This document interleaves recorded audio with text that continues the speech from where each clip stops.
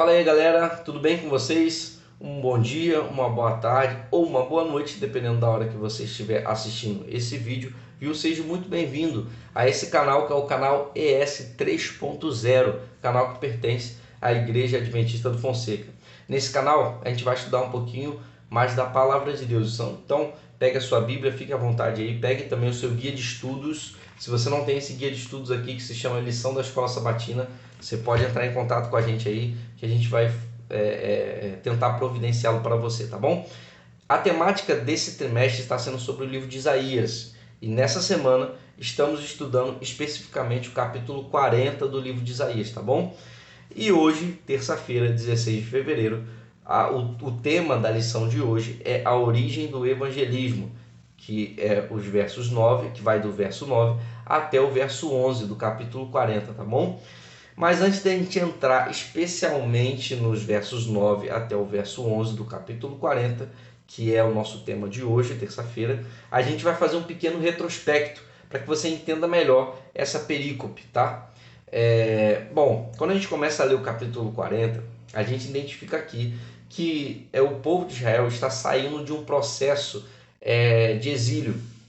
Esse processo de exílio era um processo que fragmentava muito as nações. Então a gente identifica aqui no início do capítulo 40 que Deus ele traz palavras de consolo. Até o próprio início do capítulo, né, no verso 1, fala: consolai, consolai o meu povo, né? Porque aqui Deus traz mensagens de esperança e de consolo e de incentivo para o povo de Israel, porque o povo passou por um processo muito doloroso, tá bom? Por que um processo doloroso? Deixa eu explicar melhor um pouquinho como era o exílio da época.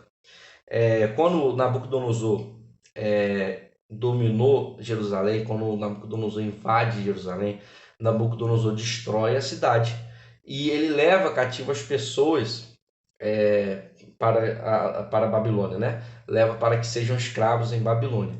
Só que as nações que dominavam, como a Babilônia, dominavam as outras, eles levavam não só cativo as pessoas, mas eles invadiam também o templo daquela nação e eles levavam cativos os utensílios do templo também.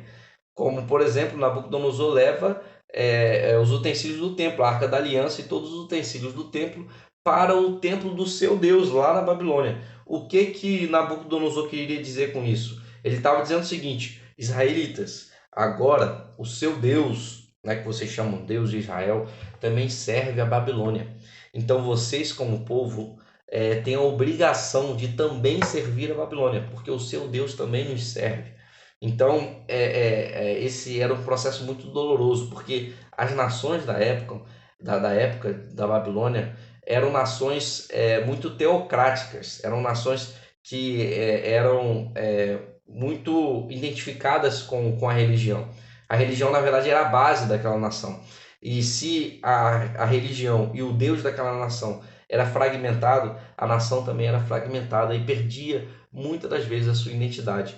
E justamente o rei fazia isso com essa intenção, para que aquela nação ela não se recuperasse e ela então servisse de escravos ali eternamente ao povo deles, tá?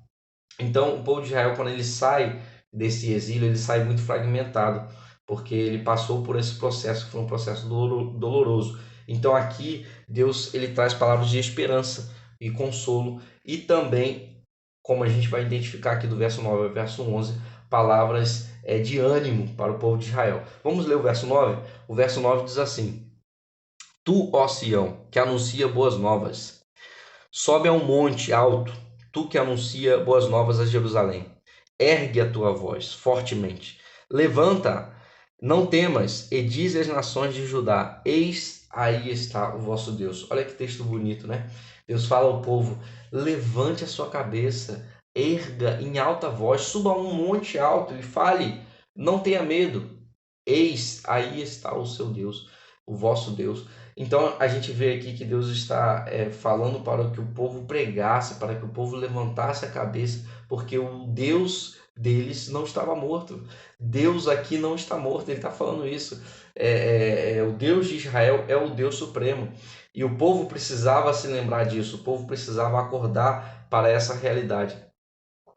E aqui nos versos seguintes, né, no verso 10 e o verso 11, que são os versos do nosso texto de hoje, nosso estudo de hoje, diz o seguinte também: eis que o Senhor Deus virá com poder e o seu braço dominará.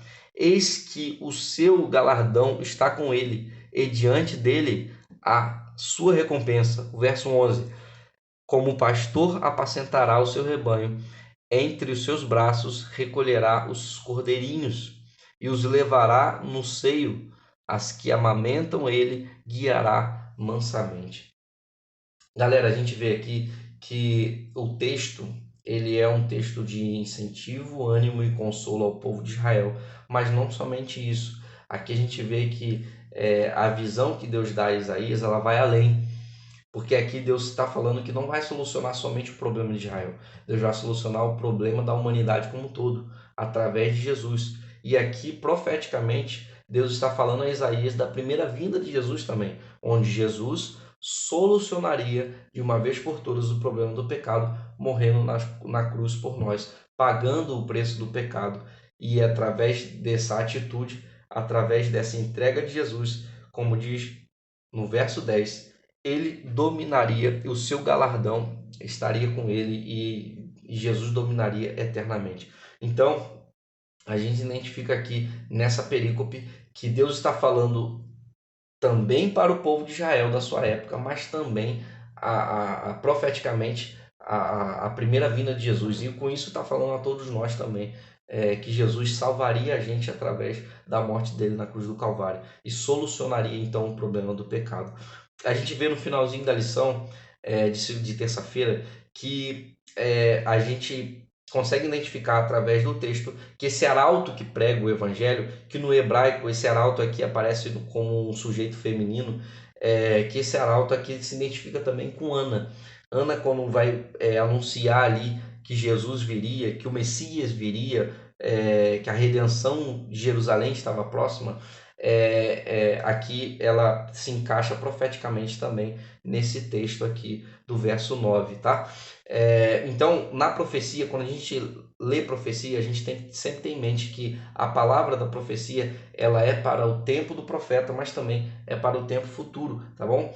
E por isso a gente identifica também que é para o povo de Israel que estava sendo liberto do exílio da Babilônia, mas também a vinda de Jesus, que seria o libertador de toda a humanidade. E aqui esse arauto pregando a gente identifica como Ana também pregando, né, o evangelho. E é interessante que Jesus ele quebra paradigmas, né? E depois, mais tarde, Maria Madalena, ela também vai ser a que vai dar a primeira notícia da ressurreição de Jesus. Então Ana, ela é a primeira a dar a notícia em público, né, de que o Messias estava vindo, e depois que Jesus tinha ressuscitado, o primeiro a dar a notícia também é uma mulher. E com isso, olha que interessante, Jesus quebra paradigmas também, porque na época as mulheres eram menosprezadas, as mulheres não tinham voz, e Jesus dá a voz a elas, mostrando que Deus é o Deus da quebra de paradigmas, é o Deus dos impossíveis. E meus amigos, essa mensagem é para a gente também, nós temos que pregar o evangelho. Hoje, Jesus está pertinho de voltar, Jesus ele está às portas,